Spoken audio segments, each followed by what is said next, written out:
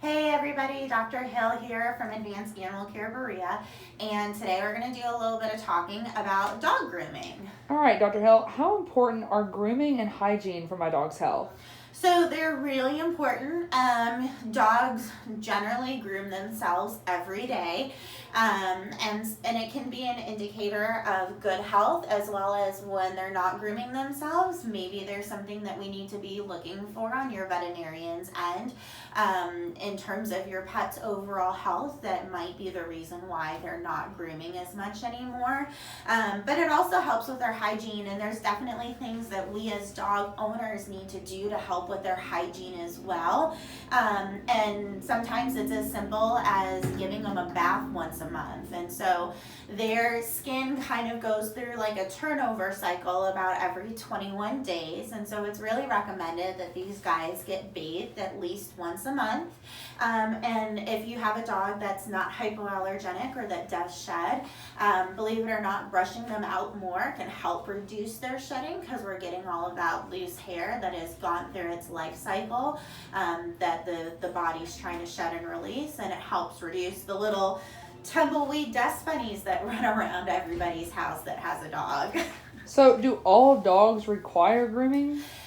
So maybe not all dogs require a visit to a professional groomer, but all dogs do require home grooming in the terms of just regular routine bathing as well as regular routine brushing.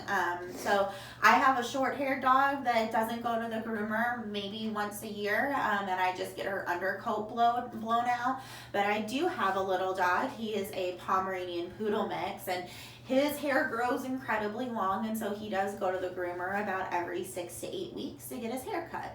So, how does regular grooming contribute to good health in dogs?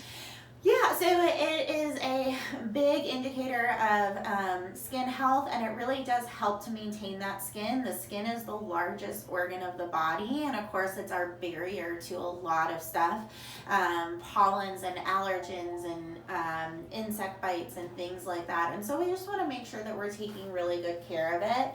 And like I said, monthly bathing is great. I love using this Dermalite shampoo by Decra. It is a really easy shampoo on their skin. It smells great, but it helps restore that skin to being like the good natural barrier that it is.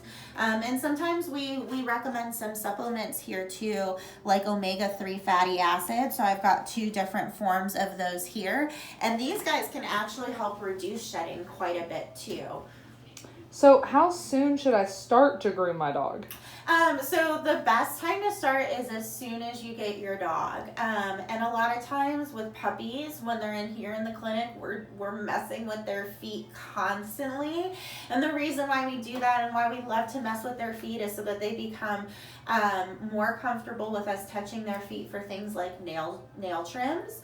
But if you've got a long-haired dog, getting them used to being brushed when they're a puppy is really important, because we have run into some situations where a dog isn't brushed regularly, and when the owner does try to brush them, because they do notice maybe some matting of the hair coat or things like that, the dog gets really maybe nippy or snippy about being brushed.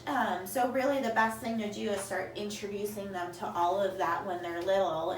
And even sometimes too, if you get a dog that you feel like is going to need to go to a professional groomer regularly, sometimes the best thing to do is call that groomer up and talk to them about what their recommendations are to make the experience positive for years to come. So, my last question is, what dog grooming services does Advanced Animal Care Berea offer?